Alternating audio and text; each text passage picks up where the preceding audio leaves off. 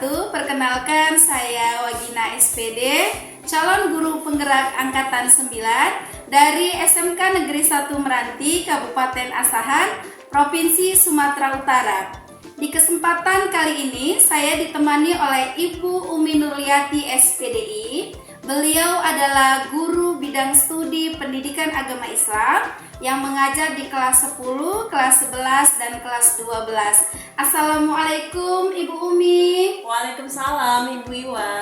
Iya, bagaimana ini Bu Umi kabarnya hari ini? Alhamdulillah sehat. Bu Iwa gimana? Alhamdulillah saya juga sehat ya Ibu, dan pastinya kita tetap semangat. Iya, Subhanallah. Iya, semangat sekali nih sepertinya Bu Umi.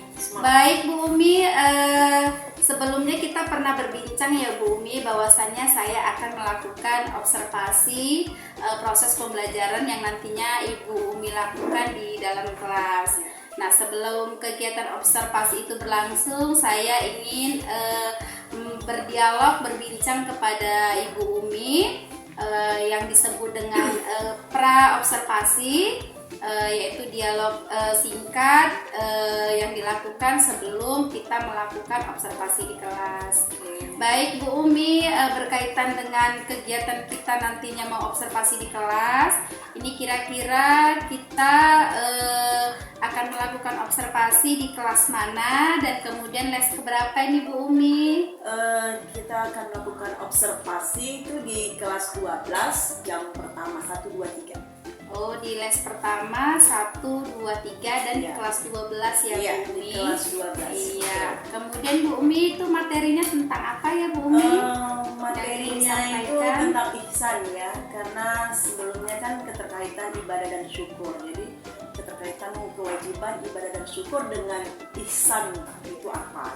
Oh begitu, baik. Berkaitan dengan materi yang Ibu Umi tadi jelaskan, yaitu tentang ihsan. Ini tujuan pembelajarannya apa nih Bu yang hendak dicapai nantinya? Tujuan pembelajarannya bagaimana anak itu memahami tentang ihsan, kemudian pembagian ihsan, baik ihsan kepada Allah, ihsan kepada semua makhluknya. Kemudian nanti menganalisis surah Al-Baqarah ayat 83. Iya, berarti ada 3 tujuan ya Ibu Umi.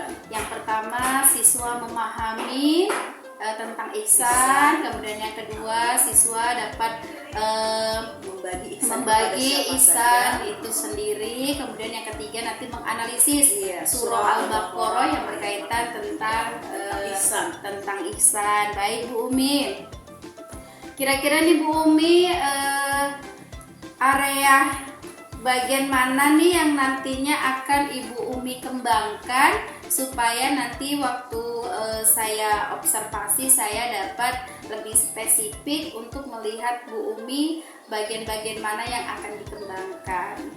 Yang akan dikembangkan dalam pengelolaan kelas ya, bagaimana anak itu bisa kondusif, kemudian nanti penggunaan media dalam aplikasi digital, kemudian nanti evaluasinya baik secara tes maupun pretest, itu nanti menggunakan Google Form. Oh, baik Bu Umi, ada 3 ya Bu Umi yang akan Ibu Umi kembangkan nantinya. Yang pertama yaitu pengelolaan kelas, kemudian yang kedua media yang akan Ibu Umi gunakan, kemudian yang ketiga yaitu evaluasi kepada siswa yang menggunakan Google Form. Baik Bu Umi. Kemudian Bu Umi berkaitan dengan area pengembangan, kemudian akan Bu Umi melakukan proses pembelajaran, strategi atau persiapan apa nih yang sudah Ibu Umi siapkan? Yang pertama jelas perangkat pembelajaran. Kedua nanti metode dan penggunaan media ya yang tepat itu nanti berkelompok ya kan, anak-anak berkelompok kita buat. Setelah itu nanti kita evaluasi bagaimana mereka memahami tentang materi yang saya sajikan. Oh baik, berarti sudah lengkap sekali persiapannya nih ya Bu Umi, sudah sangat disiapkan karena tadi Bu Umi sudah menyiapkan perangkat pembelajarannya, kemudian model atau metode pembelajarannya digunakan, medianya juga Iya. sudah disiapkan, alat Bu, evaluasinya juga disiapkan dalam bentuk digital, yaitu Google Form ya Bu, memanfaatkan Google Form ya, sangat luar biasa ya Ibu persiapan yang sudah Ibu siapkan untuk besok. Nah, harapan kita Ibu Umi besok kegiatan observasi kemudian proses pembelajaran yang Ibu lakukan di kelas dapat berlangsung dengan baik, kemudian sesuai dengan harapan kita ya Ibu Umi. Nah, mungkin Ibu Umi perbincangan kita untuk pra observasi kali ini cukup kita padatkan sampai di sini. Akan tetapi nanti ketika saya melakukan observasi dan Ibu melakukan proses pembelajaran, setelah itu kita akan berbincang kembali Bu Umi. Gak apa-apa, dengan senang hati saya Bu. Iya, nanti di situ Bu Umi kita disebut dengan pasca observasi. Percakapan atau dialog setelah Ibu Umi melakukan kegiatan proses pembelajaran di kelas.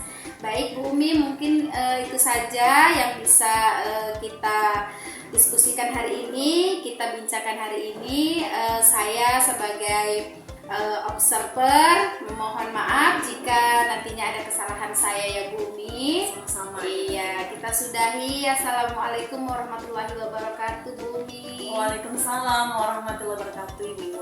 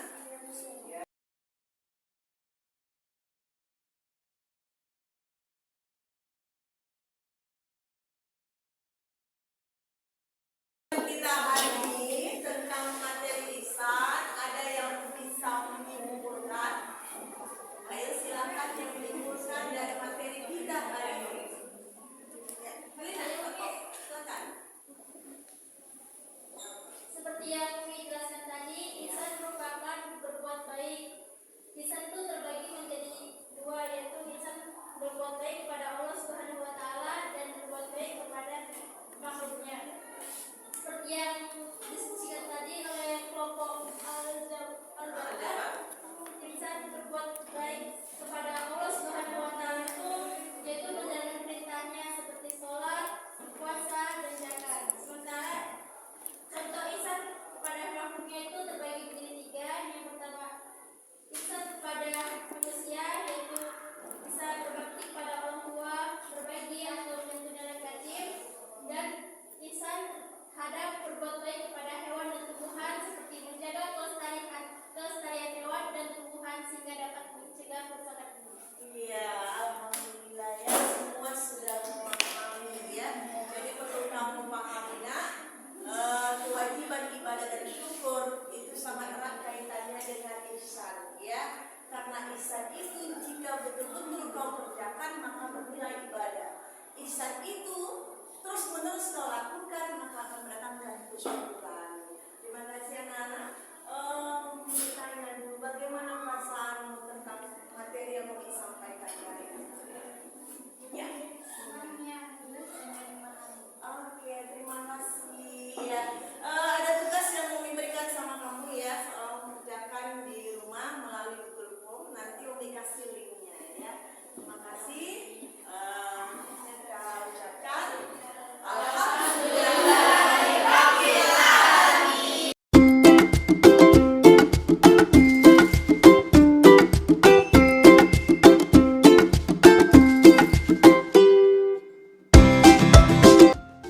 Assalamualaikum warahmatullahi wabarakatuh. Bersama lagi dengan saya Wagina SPD, calon guru penggerak angkatan 9 dari SMK Negeri 1 Meranti, Kabupaten Asahan, Provinsi Sumatera Utara. Kali ini kembali lagi kita bersama Ibu Umi Nurliati SPDI. Di sini kami akan melakukan perbincangan pasca observasi setelah beliau melakukan proses pembelajaran di dalam kelas. Assalamualaikum Ibu Umi. Waalaikumsalam warahmatullahi wabarakatuh, Ibu. Iya, bagaimana ini Bu Umi kabarnya hari ini? Alhamdulillah sehat, semangat, apalagi berhadapan dengan Bu Iwa. Semangat terus. Baik, terima kasih Bu Umi. Harapan kita memang kita maunya selalu sehat, kemudian selalu semangat dalam menjalani hari-hari kita ya Bu Umi. Betul sekali. Nah ini bagaimana ini Bu Umi? Kita sudah melakukan observasi di dalam kelas. Ketika Bu Umi melakukan pembelajaran, di situ saya kan langsung mengobservasi Ibu ya. Nah bagaimana ini perasaan Ibu ketika saya ada di dalam kelas Ibu? Ya sebenarnya kita sudah hampir terbiasa ya supervisi kepala sekolah. Kemudian Ibu Iwa masuk untuk observasi, ya sangat tertantang aja gitu. Kita lebih bisa berpikir untuk bagaimana mengolah kelas itu dengan sebaik mungkin gitu. Itu aja, semangat aja terus gitu. Jadi perasaan Bu Umi itu ya tetap semangat ya Bu. Artinya karena sudah juga terbiasa kepala sekolah pernah melakukan supervisi, jadi rasa apa namanya Bu, rasa canggung itu sudah inilah ya Bu ya. Udah hampir inilah, Iya, udah terbiasa gitu. jadi Bu merasa gimana nih, merasa senang ya ketika saya ada di dalamnya Bu. Sangat senang dan tertantang, termotivasi untuk menjadi lebih baik lagi. Oke baik Ibu. Kemudian Ibu Umi ketika melakukan proses pembelajaran di dalam kelas terkait dengan pengembangan yang ingin Ibu capai kemarin ya Bu, ada tiga area pengembangan yang ingin Ibu kembangkan. Bagaimana menurut Ibu, apakah di dalam kelas itu sudah sesuai Ibu lakukan dengan rencana yang Ibu inginkan? Rencana pembelajaran kan pasti harus dibuat oleh seorang guru, ya kan, melalui beberapa tahap. Karena dalam pendidikan agama Islam itu kan 3 kali 45 menit. Jadi kami itu harus mempersiapkan hari ini materi apa, kan, jadi kompetensi intinya, kompetensi dasarnya, indikatornya, kemudian tujuan pembelajaran yang mau dicapai dalam materi itu apa.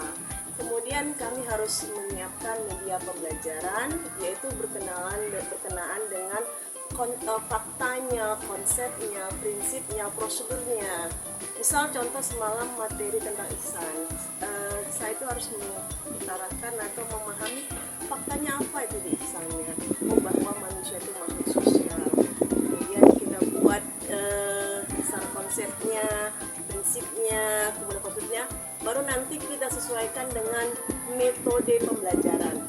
Jadi metode pembelajaran itu saya sering dikombinasikan, kadang metode ceramah, ya, metode ceramah, metode diskusi, baru tanya jawab.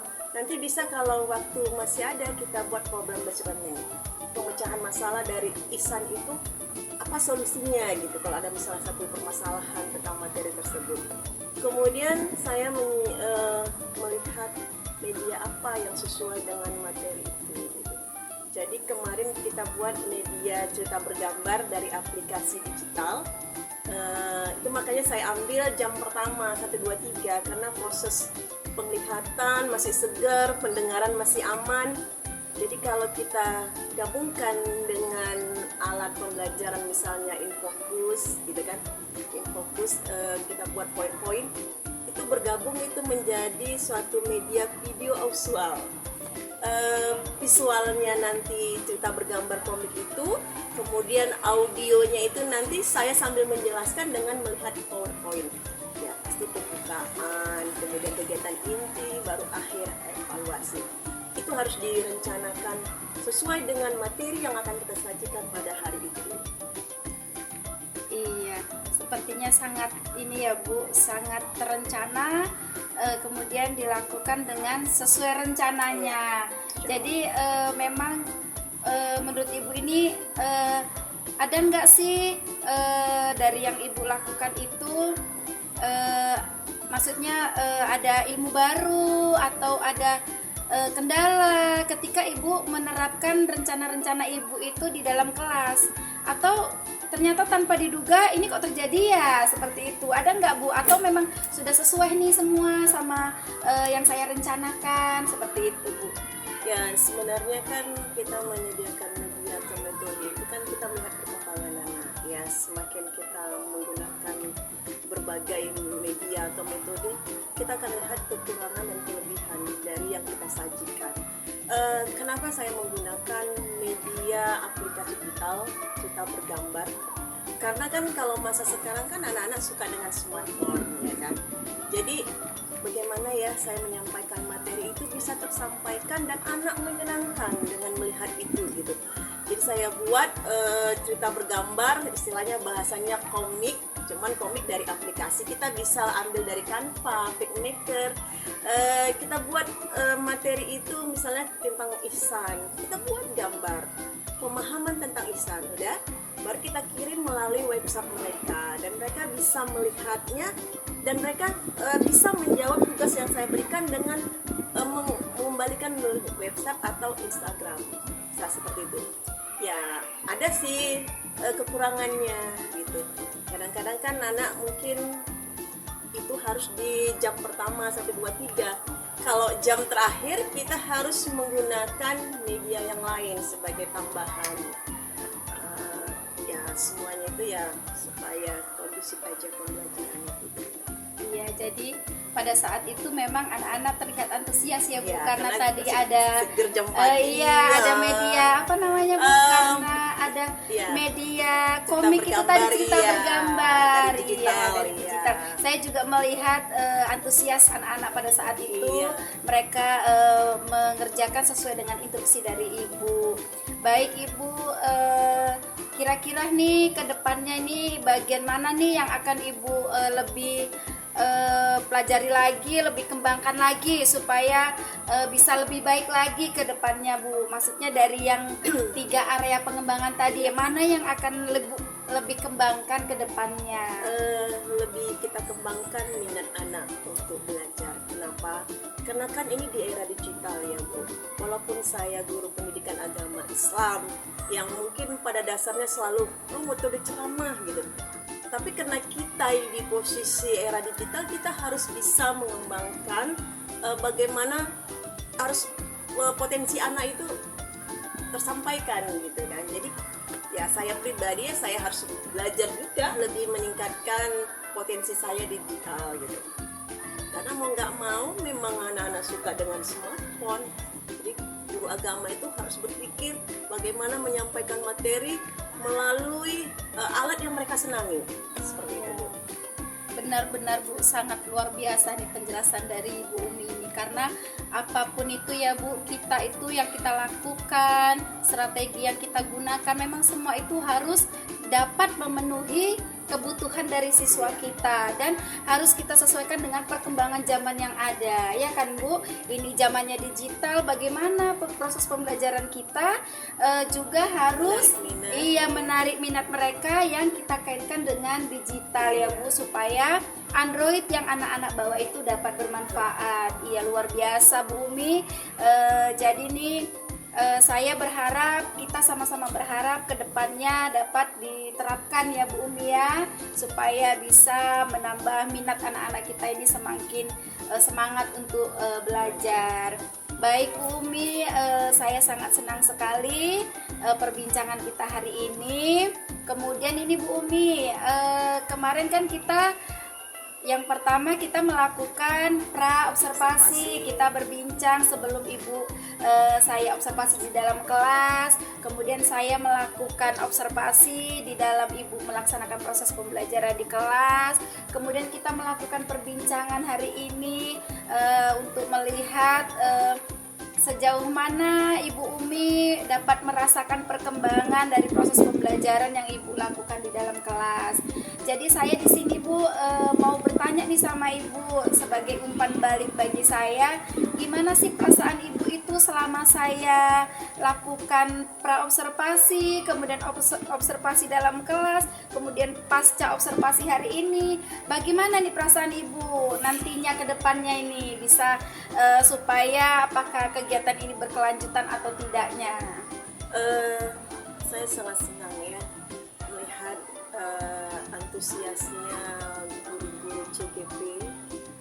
Jadi saya merasa wah memang harus bisa diikuti nih guru penggerak. Kenapa? Menambah wawasan, pengetahuan, dari yang nggak bisa menjadi bisa, dari yang bisa lebih bisa lagi. Karena kayaknya bergerak mengaktifkan orang lain gitu. Dengan saya sendiri gimana tertantang gitu, oh Bu Iwa besok masuk gitu, bagaimana harus belajar gitu, karena itu dihadapi guru penggerak. Jadi saya rasakan juga ya guru penggerak ini jadi sangat berkelanjutan ya, karena dalam kalau saya lihat teman-teman yang jadi guru penggerak itu memang orangnya aktif dan kreatif, terus semangat mencari penemuan potensi-potensi baru dari diri dia maupun orang lain. Sangat menyenangkan, diteruskan guru penggerak ini. Baik, terima kasih Bu Umi atas umpan baliknya dan umpan balik yang sangat luar biasa, sehingga Bu Umi itu secara pribadi termotivasi ya Ibu, ingin juga harus menjadi bagian dari guru penggerak itu sendiri ya. Ini sekalian ini ya, sepertinya Ibu Umi ini sepertinya untuk calon berikutnya ini ya Bu Umi ya. Insya Allah. Doa ya Bu Iwa, agar seperti Bu Iwa nanti. Iya, karena memang apapun yang kita lakukan itu adalah tujuannya demi untuk supaya anak-anak didik kita Ibu kedepannya itu dapat terpenuhi kebutuhan belajarnya, mengantarkan mereka ke masa depan yang lebih baik. Sebenarnya itu tujuan kita ya Ibu. Baik Ibu Umi, senang sekali rasanya hari ini saya berbincang dengan Ibu Umi, karena selain Ibu Umi juga bertambah semangat, saya juga tambah semangat ini ya.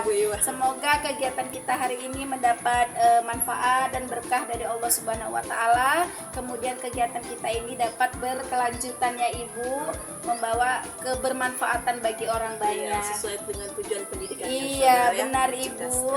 Terima kasih sekali Ibu Umi atas waktunya. Jadi saya sudahi hari ini Ibu. Assalamualaikum warahmatullahi wabarakatuh. Waalaikumsalam warahmatullahi wabarakatuh.